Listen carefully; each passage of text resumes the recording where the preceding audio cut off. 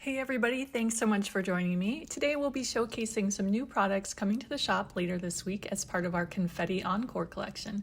We have these cute streamer products available in both a stamp and stencil combo and also a die cut version, and there are hot foil streamers as well. In today's video I'll be showcasing the stamp and stencils as well as the dies.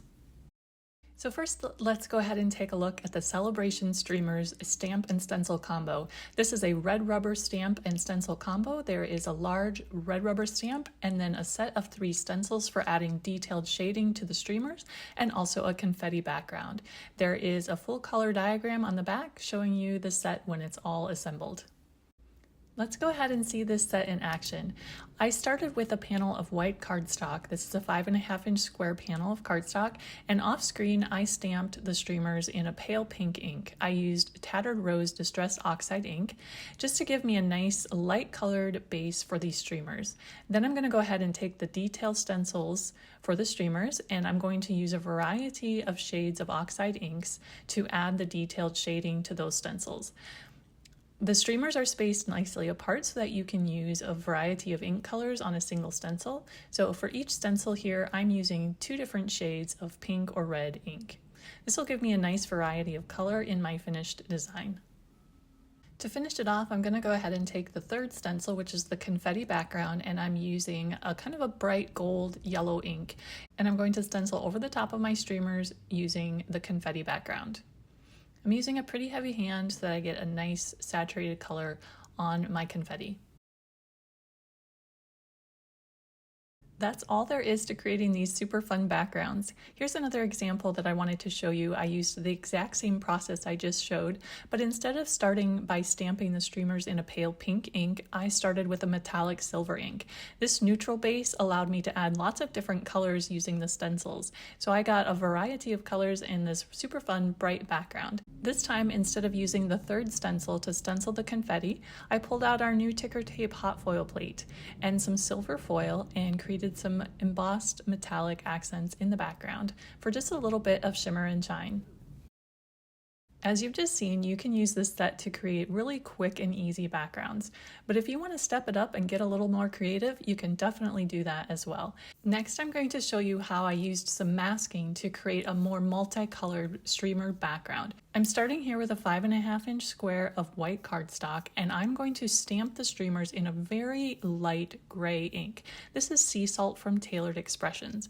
You want to choose a color that's very light because this is just going to be a guide for masking, and you're not going to want to actually see this stamping in your finished project. It's just going to be a guide for me for laying out some strips of paper to use as masks. So I also stamped this same streamer image onto a scrap of copy paper.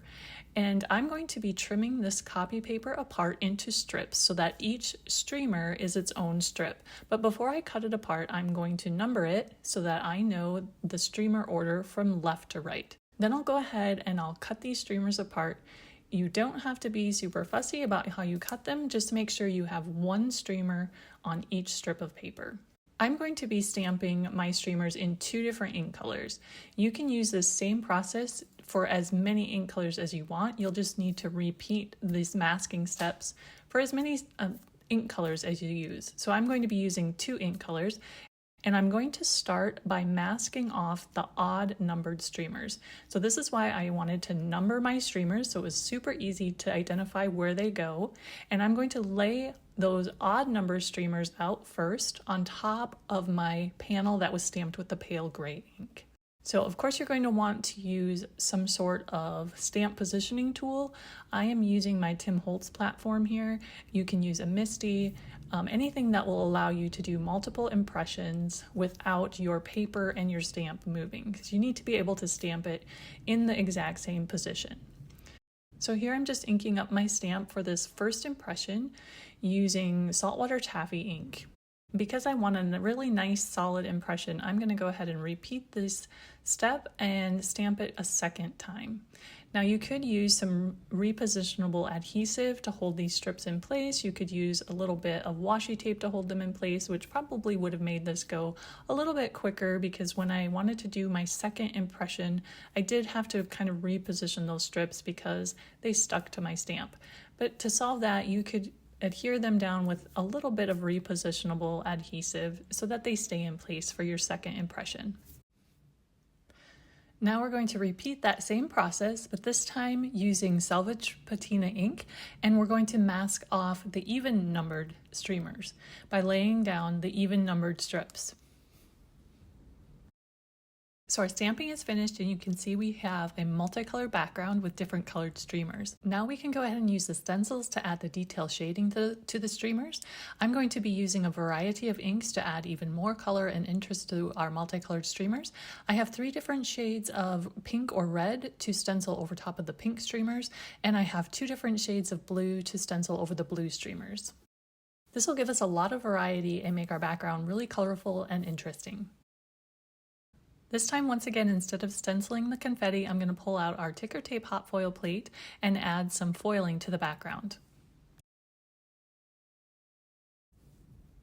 I have a few more examples I wanted to show you of backgrounds that were created using the same masking technique, but these were done with more steps. So the ones we just did was done with 2 ink colors for the stamping. These were done with 3 and even 4 ink colors, so more masking steps and more stamping, but the result is super fun and colorful. Next up, we're going to take a look at the die cut version of the streamers. We have the Curly Q streamer die. This die consists of 3 solid streamers and then 3 dies that cut the details. And I'll show you a few different ways you can use those, either as the detail cuts to layer over the bases, or you can use them as a stencil. So I went ahead and die cut the Curly Q streamers from white cardstock, and I also labeled them streamer A, B, and C, as indicated on the back of the insert included with the die. This indicates which layers go over which streamer base, and so I just made a quick note of that on my die cut panel here so that I can easily look at which details go with which base. I'm going to go ahead and ink these up with shades of yellow and orange. I'm using yellow for the streamer bases and orange for the details.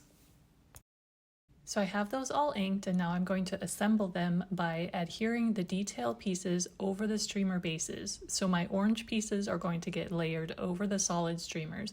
I'm going to refer to the die insert for placement of those.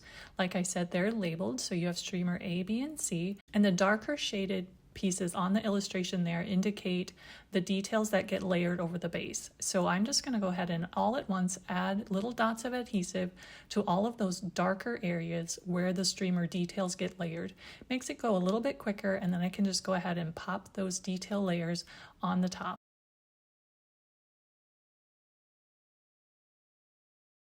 So if working with tiny die cut pieces isn't your favorite, I'll show you an alternative method. You may have noticed that this die is laid out a little bit strangely in that the detailed pieces are spread out rather than clustered together compactly.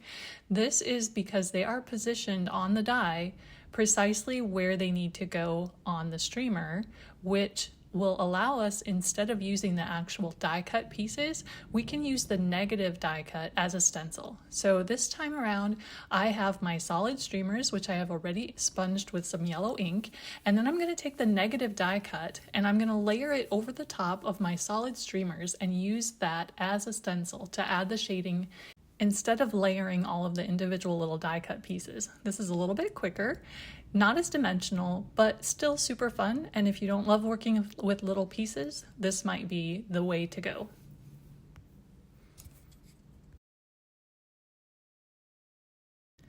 Now let's go ahead and put together a cute card using all of the elements that we just created. I have my background that we created with the masking, and I've trimmed it down to a 4 1/4 by 5 1/2 inch panel to work on an A2 card. And I'm going to layer some of the die cut streamers over our stamped and stenciled ones for so much fun dimension. I also created some pink die cut streamers off camera using the same method as I showed for the die cut streamers. So I'm going to pop those up with some foam adhesive so we get lots of dimension, and we just have like this background that just looks like it's like springing forward at us with all these cute curly Q streamers.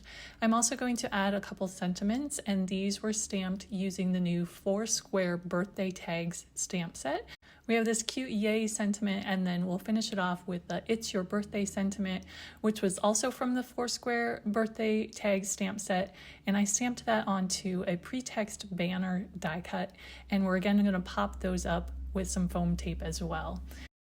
So that finishes off our card, and it also finishes off our video for today, where we showcased all of these new streamer products that are coming to our shop, thegreetery.com, and this is part of our Confetti Encore collection.